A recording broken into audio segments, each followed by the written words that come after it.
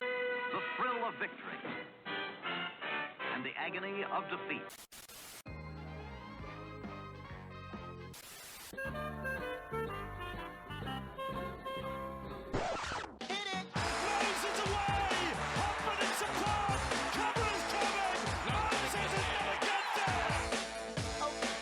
Madison, great ball around the corner, Pedicini, he beats them all! Junior Polar out wide, bumped away from Cronulla Sharks coming through, none of them can hold this! Good morning, good afternoon and good evening to wherever you're watching or listening to this episode of the Tip Sheet Podcast. We aren't live today, this is a pre-recorded edition of our podcast. I'm your host John, also known as 4020, here for one final preview installment of the Junior Reps podcast this year. One team left fighting to stay alive. Not even fighting to stay alive anymore, Craig. Fighting for glory. Here to defend their title in the big dance in the Tarsha Gale Cup. The Parramatta Eels taking on the Cronulla Sharks on Saturday, 1:30 p.m. now. That number's been moved for the third time, it looks like, from 2:30 to 1:30 now. As the Eels, look to go back-to-back, mate. Plenty to talk about. It's going to be... I say plenty to talk about. This will be a relatively brief podcast by our lofty standards, our rambling standards, but obviously a lot to break down for the 17 players that take the field on Saturday. Before we do talk junior reps in a grand final there, mate, as always, a quick check-in on how you're doing. Mate, I'm doing well. I can't see you on the screen at the moment, so if you can just had to reboot, fix that up for me, that'd be great. I had to reboot some stuff, so let me give me a sec there, turn on the camera. There we go. There we go, mate. Yes, just personally, just at the tail end of this cold that I've had for the last number of days, and hopefully be well and truly over it by the weekend for the footy on Saturday.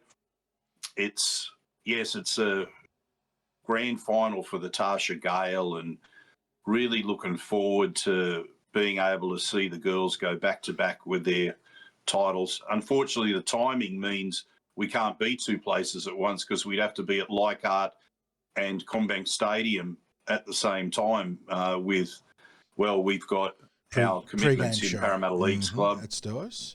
We'll be catching the live stream and doing our best to blog it as well whilst we're in the club.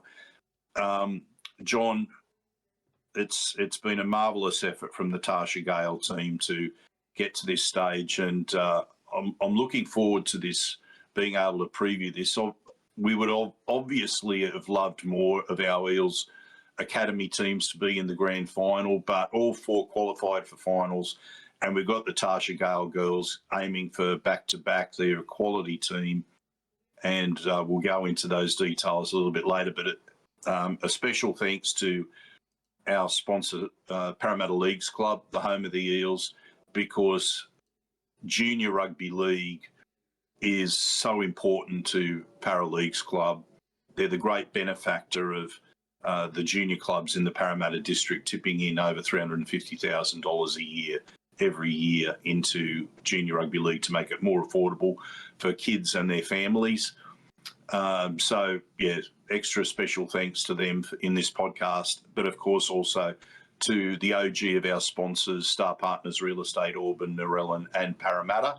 And Pathways, I know, are something that's close to the heart of Greg and the team, with Greg's own family going through. Lived and breathed Nick Pathways. Going through Parramatta Pathways up to the graded team. So, so shout out as well to Star Partners there. John, I guess without further ado, let's jump into talking about this grand final, and if you could go through the Eels team for us. Yeah, Parramatta Eels shaping up for the last game of the year looking like this. At fullback, it is the outstanding Ire Sevilla. Fantastic pair of wingers in Zion Liga in the 2 and Freedom Crichton Rapati in the 5. Both were in top form last start against the Indigenous Roosters Academy. In the centres, it's Billy Va'a and Jessamine Alawali. Halves see Sammy Lee Gunn to Awai and Aliyah Sufan reunite once again. Front row, it's Taylor Falanico, and Alana O'Loughlin starting in the 8 and 10. Ava Jones, the first half of the dummy half battery in the 9, between her and Ballymar Chong, two dynamic dummy halves / rakes there. We go to the back row now, where Tia Matthews and Fontaine Tafunga will run the edges. Kalia Gray locks out the scrum. On the bench, we've got Bowie Marchong. I just mentioned her as part of that two-player dummy half battery. But then it's Shia Tokulich coming back into the team. She missed last week. I believe Craig must have been nicked up, but she takes her place back on the bench. She joined by Leonia Vey and Mitzi Cairns, Sualo Lafonga and Olivia Saba, the 20 and 18 in that order. So reverse orders there in the jerseys. But the two extended players there for the Eels in this game. Like I said, kickoff is 1:30 p.m. out at Leichhardt Oval. You mentioned we'll be trying to cover this as best we can, so it might not be the usual quality of updates, given that we're going to be having to juggle some club responsibilities, and hopefully there's no delays in this game that can make it a little bit complicated, because that would make it a bit tougher. But really keen for this one, Craig. We'll be watching at the very least, and that'll be on Bar TV with a subscription there. But yeah, the Parramatta Eels meeting the Cronulla Sharks for the second time this year, Craig. Eels started this season with a loss to the West Tigers. It was West Tigers in this grade. But if we go back all the way to round 2, one of the most unlikely in terms of the junior reps wins you'll see this year, a 10-6 victory by the Eels. You don't usually see scoring that low, even in the NRL these days. We're talking about 50, 60 points being scored a game in the NRL. Junior reps and whatnot have always been relatively high-scoring affairs because defense and fatigue have always been a compounding factor, more so than at higher levels. But in this game, geez, it was a gritty game from both sides. Really tough defense. Yeah. And Kalia Gray and Alana O'Loughlin, the two try scorers on that day, getting the Eels home. John, it actually fitted in with what we saw in the pre-season, because the Eels took on the Sharks in the first pre-season trial for the Tarsha Gale, and the score that day was 12-4. So almost an identical scoreline. And that trial was probably a bit more on the scrappy side because of the weather conditions. It was greasy. There was drizzle that was falling that particular night. It was a nightmare to try to call because of the player numbers and the dim conditions at night with the rain. But it turned out that it fell in with what we saw in round 2 with that close match. The Sharks finished the season in 4th place, and as the bottom seed in the top 4 have done well to get through to the grand final.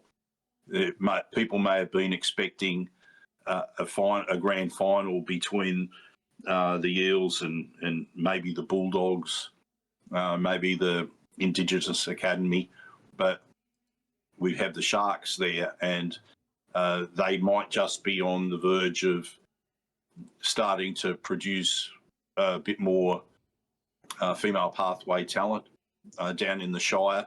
They've always been strong in women's rugby league down there, and their NRLW team has been there and thereabouts in recent seasons, so they might just have some pathways product to go into their NRLW team. But gee, there's a lot to like about our Eels team, John. So maybe let's talk about where the Eels are likely to win this contest. Yeah, well, it's interesting where you want to start there, because there's some genuine aspects of strength to this team. It's a well-rounded team, Craig. Let's not overlook that part too. It's not like there's glaring inefficiencies or inadequacies across the roster. But there are just some areas that really stand out. And the way the team list works, right, you go 1 to 13, 1 to 17, so you're going in ascending order on the numbers, which means you're looking at that back three straight away. And Sevilla, Liga, and Crichton Rapati have been tremendous for the Parramatta Eels this year, Craig. And between the kick return work and the ruck work of the 2 and the 5 there and Zion and Freedom, and then just the general play savviness of Sevilla, and that wasn't meant to be punny there. That was just it rolled out like that way. She plays above her junior age in this grade, Area. She's very crafty, very savvy, huge work rate. She's really come into her own this season, and you would not think she's a junior year player in this grade. But between those three, every set tends to start very strongly. The field position battle against the Eels becomes that much more difficult because you've got Zion, Liga, and Freedom Crichton Rapati just absolutely trucking ruck defenders with kick returns and early ruck work. And then the end of sets, it's always going to be with a fast play to ball and falling forwards because Sevilla comes in and does that Gufferson-style carry on tackle, the tackle 4 to 5 transition to set up the kick or the running play. So, when you look at this team, that immediately the 1, 2, and 5 just jump out because you're looking at the team sheet in that ascending order. Yeah, look, they make great yardage. They are such threats when they're only given half a chance. I'm talking about the wingers, but as you highlighted about Sevilla, as the season's gone on, we always knew the talent was there, but she's become a real weapon in attack. It's like the timing of her runs has almost been perfect. Just a great feel for the flow of the game, yeah. And that's it. That football IQ that seems to have come along in leaps and bounds. It's and as you say, it belies the fact that she's in her first year of Tarsha Gale, and it augurs well for her future as an NRLW player that she's made such a development in her game. As I said, the talent was always there, but it seems to have been some exponential growth that's occurred this year. But really, you can't find fault with this team because we could speak glowingly about everyone that's in the back line there. The work that's been done by Billy Va'a this year, when you think that she spent time in the back row, and I'm not sure whether her background is as a centre or as a back rower, but it doesn't matter what position she's been in. She looks like she owns that particular role, and she's a real weapon in attack. But just the way she can get the defenders on the back foot and set up a winger as well as being great. And then of course, and I'm going to apologise for how I'm going to pronounce it. I'm just going to call her Jessamine. Because you might do better with Jessamine's surname. I'm not super confident with Jessamine's surname as well because I go Aloali'i, but I'm not sure if that's. I'm not even consistent with that pronunciation too, so I do apologise if it's incorrect. Yeah, I'm a bit worried about that too because it hasn't got the apostrophe between the I's. Aloali. Aloali, if it's like Papali. Yeah, Papali. Like our Joash, who has no apostrophe, so it's Papali or Papali rather than Ii. But we won't dwell on that.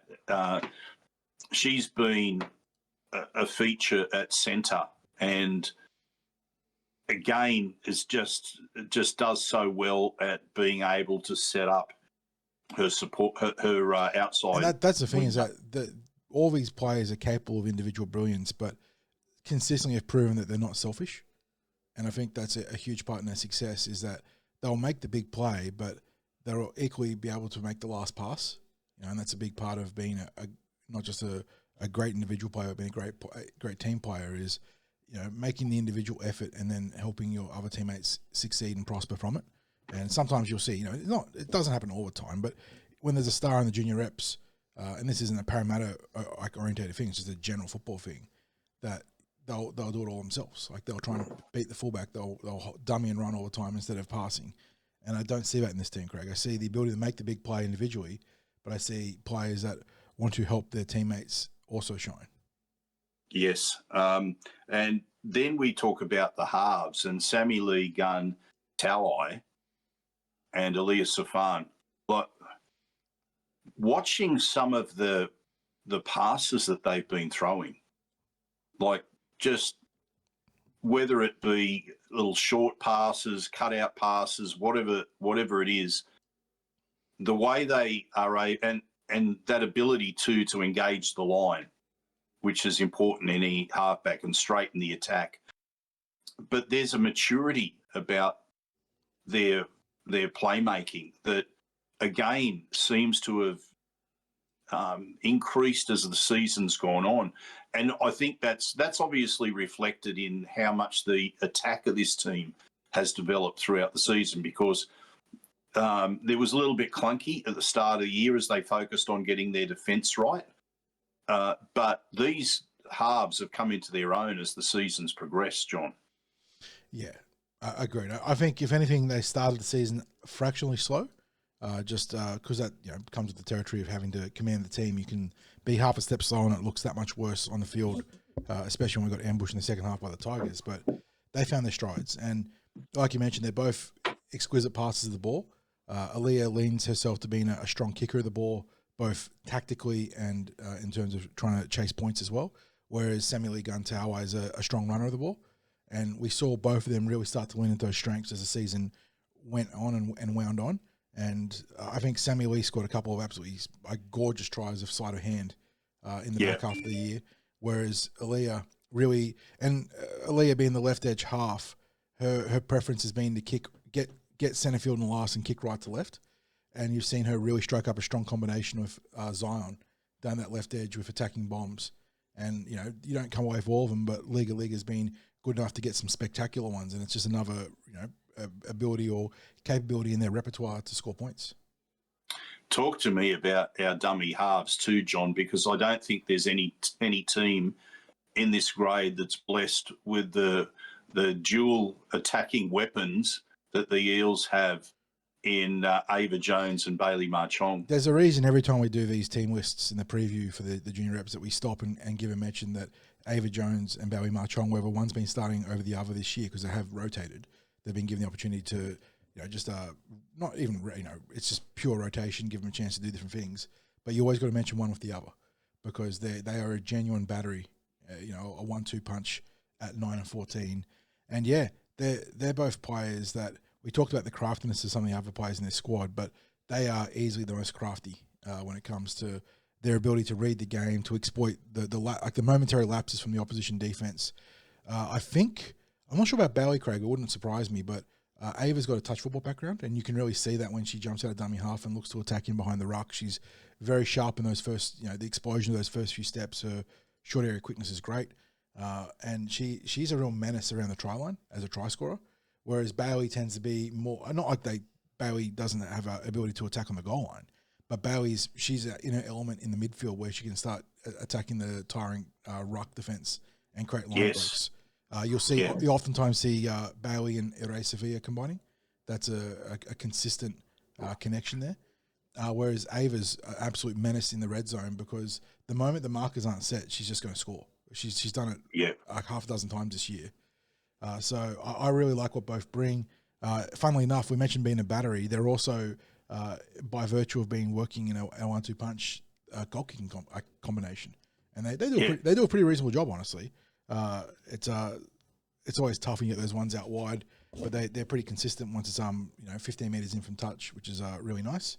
And it's they're so integral to this team's success, and the fact that the Eels just don't relent through the ruck because of having that 1-2 punch means that the Eels are really, really hard to get back on top of, because the moment there's a sliver of opportunity, you can count on Ava or Bailey just seizing it. It's that vision and game sense that both of them possess. Yeah. Now, let's go to the middles, because we've seen the difference, first of all, that Taylor Falanico has made as soon as she came back into the team. Missed a few weeks and then came back and had an immediate. In the first few weeks, And Alana O'Loughlin is a real workhorse out there in the middle.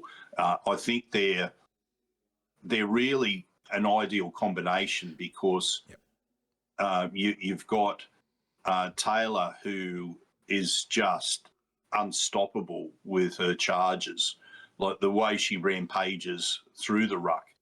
And then you've got that great mobility that comes from Alana as well. She just it's like you can expect multiple hit ups in a set. Yes, yeah. from Alana, or you can expect her to be there when someone's threatening through the middle, that she's got that mobility to make those tackles. But, but Taylor, I feel sorry for the players that are trying to stop her when she's rampaging in the red zone. It's almost like when they get down there, if they can get the ball in her hands in the right, running that right line, it's very, very difficult for opposing defences to stop her getting over the line. I mean, from a Parramatta perspective, I say the most impressive. From an opposition perspective, the most terrifying thing is that, firstly, Taylor Falanico is a phenomenal athlete. She's just an explosive wrecking ball.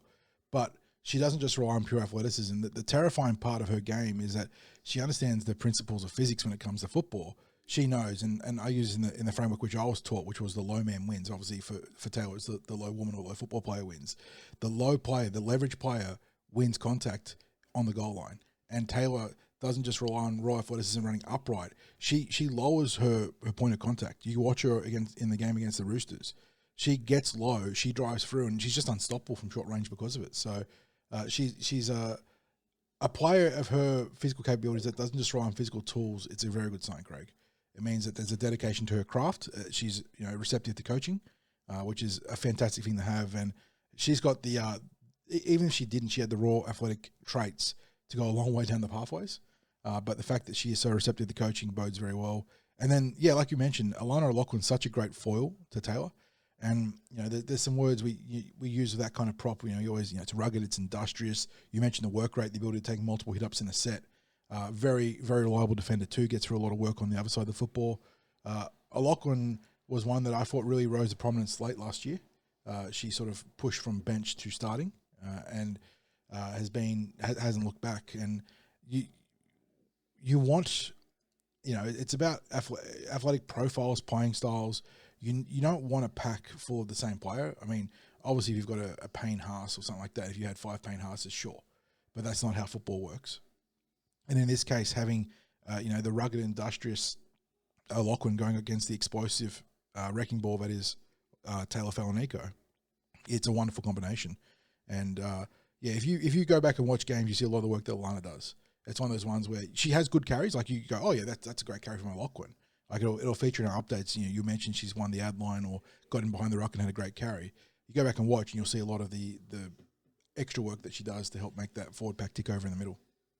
Yeah, and do you know? I believe there is a similar pairing on our edges, because you've got Fontaine Tafunga who brings that power and physicality. And then you've got Tia Matthews, who is also that workhorse, who just has the high work rate, great mobility. Some of the cover defence that she's done has been it's been instrumental in what the pack has achieved. Yeah, well, it's always tough talking about Fontaine because it's an NRLW graded player, Craig. In her first year of Tarsha Gale last year, she's a NRLW graded player. So what more can you say? If you're good enough to get to first grade at that stage, and I know it was only a cup of coffee, like she got in there and played a little bit of football, but the fact that she was good enough to even be in that position obviously speaks volumes to her capabilities. Phenomenal athlete. Anyone that saw the Lisa Fiala grand final last year, the try that she scored at the end of the game was just ridiculous. She went, the better part of 75 metres, I think, 75 metres. Yes. It was, just through the entire team, weaving, running, just incredible athleticism. She's big, powerful, moves so well. She is like literally cast in the mold of the perfect modern back rower in terms of her physical attributes. And she does again, much like Taylor Falanico. She's a player that has been blessed with these raw traits and doesn't just coast on it. She obviously works very hard and has put in a lot of work. So the sky's the limit with Fontaine. Like she's already played NRLW. I would expect that she's going to be part of the squad this year as well. At some point, maybe not day one, depending on how the Eels want to line up, but she'll be part of that squad. Tia Matthews was a real surprise packet though, Craig. Only insofar as that I hadn't seen her last year, and then this year I think injury was a factor last year. Yeah, and she's come in this year and it was not quite mid-season, maybe just like shy of what you would describe mid-season, and she came in and just hasn't looked back, just locked up that edge spot, and I think part of the reason why, I mean, it's hard to separate Billy Varr being just good in the centres from Tia Matthews being good in the back row as well, but I think the fact that Tia emerged in such a way really just streamlined that entire decision process. Like, Var's doing a great job in the centres, so keep her in the centres.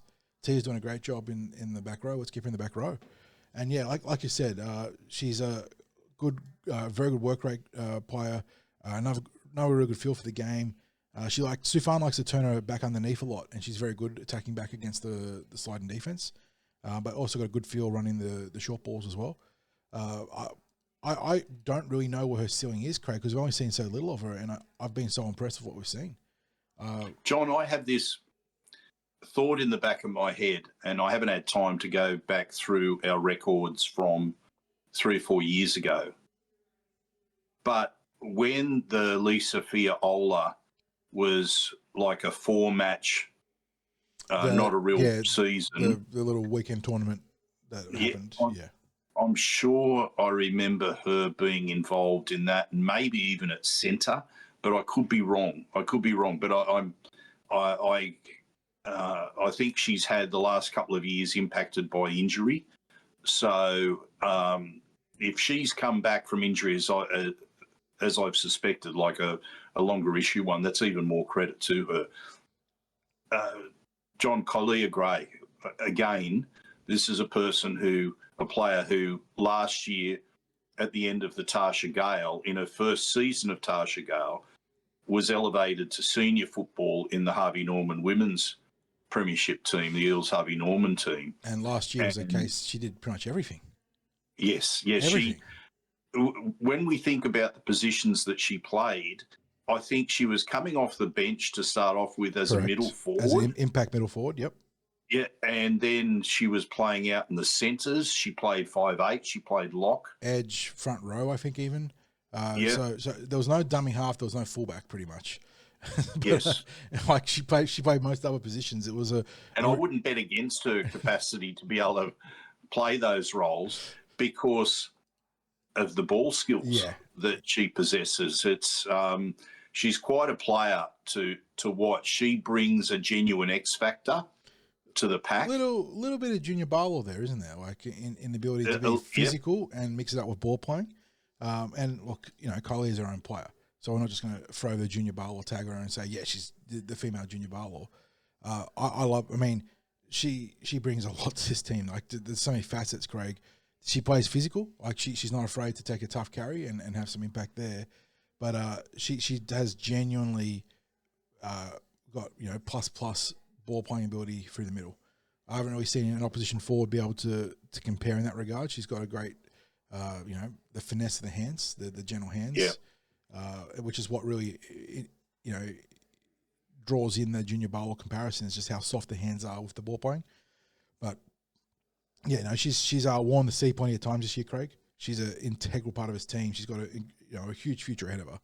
I was going to mention that leadership potential as well, because she is obviously, as a second-year player in the Tarsha Gale, she has that level of seniority, but she is a genuine leader in this group, and that's obvious in what goes on out on the field. She is that archetypal link player between the forwards and the backs, and is also has that capacity to ball play around the ruck with Surveyor as well. So you've got a real threat. You look at how the Eels can attack, because we mentioned that there's combinations between Sevilla and the dummy halves, especially Marchong.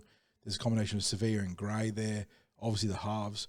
The Eels can really hit you from different angles, all through the three primary corridors, left, middle, right. And Collier-Gray is a huge part of that middle attack. Very, very good player. And look, obviously we're going to talk about the bench as well here, but you look at that starting team, and there are some genuine NRLW prospects in there. And I mean, there's one that's literally already played in Fontaine, but Collier-Gray is right up there. She's it feels like injury would be the only thing that would stop her. So we hit that, knock on that wood there for her. She's a tremendous prospect, very, very talented. Now, you just mentioned that we're going to talk about the bench, and I want you to dive into this now, because the interchange has all through the season continued to deliver as Coach Ryan Walker makes his changes during the game. The Eels don't drop in pace or intensity. In some instances, the physicality even picks up a little bit, if that's possible. So I'll get you to, we've already talked at length about Bailey Ma-Chong, but I'll get you to talk about the other girls now. Yeah, the bench has gone under a few different iterations before Walker was able to settle, and part of that might have been availability and injury. But the Eels did go through a couple of iterations of the bench trying to find their best configuration. And they've settled on this 4-player bench now, with obviously Bailey leading the way in the 14. And she's a huge exponent of that combination of doing half. But you look at them, Tashia Tokulich, Leonia Vay, and Mitzi Cairns. And of the three, Mitzi's the one that came on the latest. And I don't know if it was injury that was keeping her the team earlier. Yeah, there was injury with Mitzi. Which is not a surprise, because she was a bastion of a starter in Elisa Fiola in the back row. Was very good in the edges there. And no surprise that now she's been available and been ready to play, she's put herself in the selection consideration and then locking in selection confirmation on the bench. But yeah, Mitzi's been really strong in the back half of the year when she finally got onto the field. She's pretty handy being the back row cover, but also being able to play for the middle too. This is her first year, right, in Tarsha Gale? I think she was Lisa Fiola. I'm pretty confident she was a Lisa Fiola graduate coming into this year. I'll just quickly have a gander at the team that was in the finals last year, because I'm fairly certain she was on the edges there. Yes, she played back row opposite of Kaiser Morgan Pritchard, who's still in Lisa Fiola this year. So, yeah, I mean, I look at the team, that team last year, Craig, just looking at it there, you've got, Katia Duff's been part of the team as well, but she isn't playing this week. But Cairns, Ma-Chong, Saba, Crichton Rapati, Sevilla. So you've already got a stack of first-year players playing up already. So it's very impressive. But, yeah, really, really good young back rower. The only reason she's not starting is that she's got two great back rowers ahead of her in Matthews and Tafunga. So she's been very good since coming back on. Helps the Eels have the ability to cover the back row or just keep tempo pressing with her energy. And then you've got the two prop forwards in Shire and Leonia, and they've been the closest thing to staples, I think, amidst all the different tinkering and tampering through injuries and form that the Eels have had in this grade on the bench. They've been by far the most consistent players picked there, and yeah, they're just really, really good. And I think the thing that stands out to me is that Shire comes on and she's the go forward prop, and Leona comes on and she's just we've mentioned in the past, she relishes in the violence. Like defensively, I don't think I've seen in the right. We'll say that. It's all played. It's all played with in the right way, in the right target, like the target area to strike zone. There is no high shots or foul play. Leonia is an enforcer though. She comes out defensively and wants to mug people, and she's been very good about it. She's had a number of great hits this year, but the reverse, the reverse polarity of those two is true as well. Like it's not like Shai doesn't want to go out there and make some big hits, or Leonia doesn't make some good carries. And they've been we talked about the complementary nature of Falanico and O'Loughlin, Craig, and I think that carries through to the bench here between Tokulich and Vay, where they've got obviously overlapping skill sets in some areas. Like the Venn diagram absolutely will intersect, but they've also got such well complemented contrasting play styles. And I don't think it's a coincidence that between the two sets of prop pairings, the Eels tend to rarely lose ascendancy in the middle, because each player knows their strengths, knows their roles, knows their shared responsibilities that they all have to shoulder, but they all have the ability to contribute something unique amongst their playing style. And again, it goes to the starters in Falanico and O'Loughlin. It also goes to the rotational prop forwards in Tokulich and Vay. It's been a theme of talking about this team is the complementary pairing. Complementary football, exactly. Yeah, and that's a big part of being a balanced football team as well. I think we should also give a shout out to the girls who have been named as reserves here, because they both played plenty of football this year. Yeah. Lafonga's been very good out in the back line, and Saba's been part of that bench rotation I was mentioning before when they were unsettled's probably the wrong way of spinning it, Craig, because it would imply that people have been playing bad football. But like just trying to find their perfect bench rotation, like their best form of it. And Saba had some great games too. I thought in the mid-season she actually had a couple of really strong efforts off the bench. Big physical presence for the middle, had some great go forward. I think the South Sydney game was the one that, when I was thinking of her name, let me just make sure she was playing that one, because that was the one that really jumped out. She got on the field last week, didn't she, as well? I believe Olivia? she did. I'm sure. Let me just I'm sure check. Olivia was part of the win last week. For like, I look at her carries and I think she is an absolute handful for opposing defences to try and pull down. It's just she did get on the field last week. You're right, and I was right about the South Sydney game. We dust up the Bunnies 62-0, and there were plenty of other players that had great games. But I distinctly remember when she came to the game, there was just a sequence of dominant ruck-winning carries. So yeah, she's not playing. Did she get across the line in that game? She did not, some way, somehow, believe it or not. That was when Taylor Falanico got the. It was Taylor. Did she get a double? Double at the end, yeah. Yeah. And that's what I was thinking of. But I find that in some respects, she's as difficult as Taylor for defences to get a hold of. But as I said as well, Lafonga, she's been a great contributor out in the back line as well. And that's why I think it's important to give these girls a mention, because you also don't know what's going to unfold on the day. That's right. There could be these girls a warm-up injury. It could be a concussion. One could be thrust into the action. And, it's important to specify the reason that these girls aren't playing is not because of individual errors or lapses or issues. It's that there are 17 supremely talented players ahead of them that they've also played with this season and been part of that winning formula. That at the end of the day, it's been a squad. It's been a squad that Coach Ryan Walker has rotated. Yes, absolutely. And at no stage in those rotations have they lost momentum in the season. Yeah, and it showed that balance that's there, not just in the 17 that's taken the field, but in the entire squad. Correct. And his choices, whilst we might look at the 17 and go, yeah, that's a really strong 17. I think there would have been also some players that would have had him thinking, can I find a spot for this player, or can I find a spot for that 100%. player? At the end of the day, there's only 17 slots you can pick. There's no 19-player bench in the junior reps right now. Maybe next year they might expand that way. But at the end of the day, you can only pick the 17 players. And it's rough. It means that, because you look at it as 9 weeks plus finals, but the reality is that there's nearly a month's worth of trial games. They play 3 to 4 trial games depending on the season and the selection trials as well. And then there's obviously all the preseason work that goes in there. So this is closer to half a year of work that's been culminated here than it is to the 2 to 3 months that we see as the end result.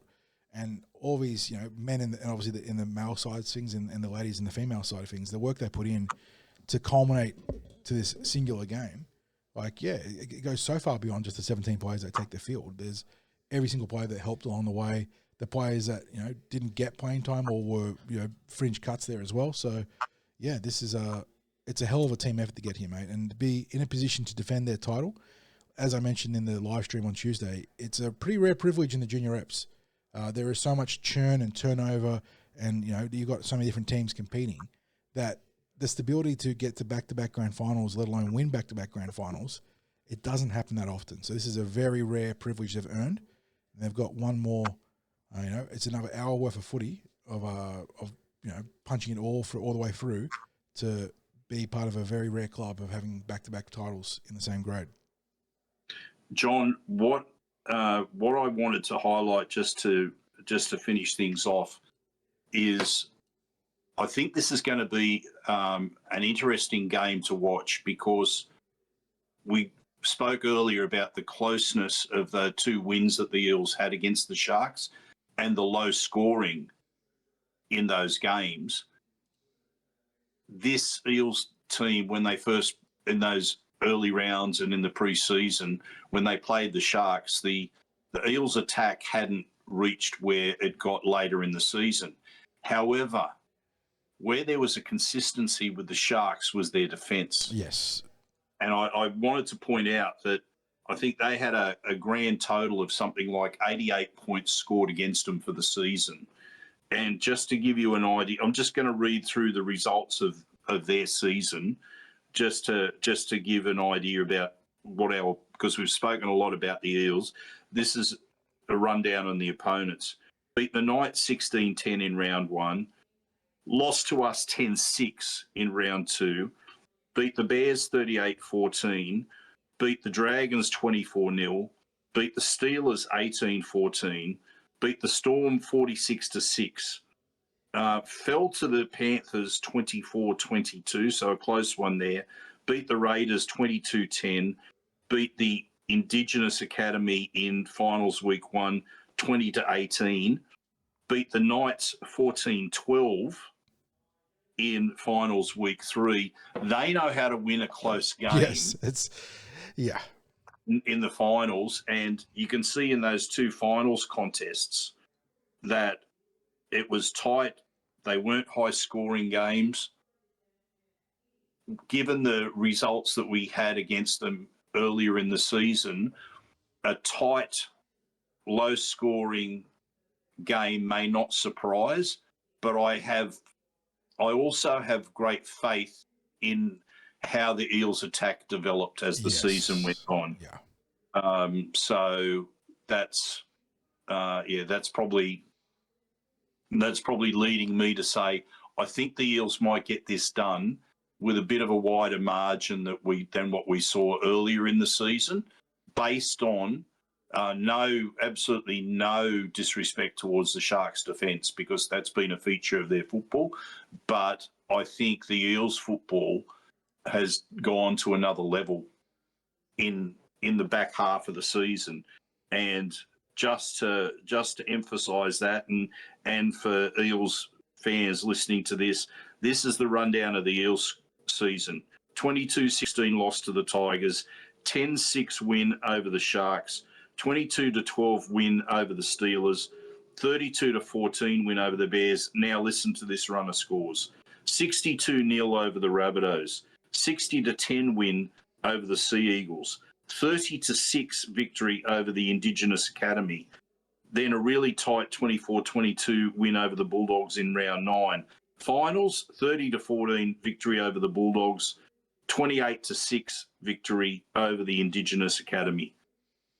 So the points really flowed. I think it's important to highlight the Indigenous Academy results, Craig, because prior to that, they boasted by far, they ended up the season with the best defense, but they had boasted a comically good defense. Like, it was ridiculous how good their defense was prior to meeting the Eels, and the Eels essentially doubled their points against in the regular season. Yes. So, look, we don't often pat ourselves on the back when it comes to evaluating these games, because at the end of the day, we're a couple of mugs talking football. But I do think that we did a pretty good job of evaluating their ability to get right in this one here by highlighting that. Where you saw that turn offensively against Manly and South Sydney, we sort of circled those games saying they've got to fight and they've got to claw their way through to that point of the season. And I think that's where the worm, the wave, the momentum can turn for them. And I think we actually read the tea leaves pretty well on that one. And they've been on a tear ever since. Yes, absolutely. So, John, that just about wraps things up. I think we're both going for the Eels to take this out and to be back-to-back premiers. Our best wishes to the team, to the staff, to the families of the players. We've got your back with this. All the Eels supporters will be behind you. We're really confident that you're going to be doing that lap of honour on Grand Final Day on Saturday. It's been a terrific season. We've enjoyed covering it this year, and we look forward to celebrating your victory on Saturday, even if it's impossible for us to be there in person this week. You know that you've got the support of the Cumberland Throw, as you do every year. So, yes, good luck. Thank you to everyone for listening. Thank you, John, for this. And only one thing to say: go, you mighty Eels, para proud.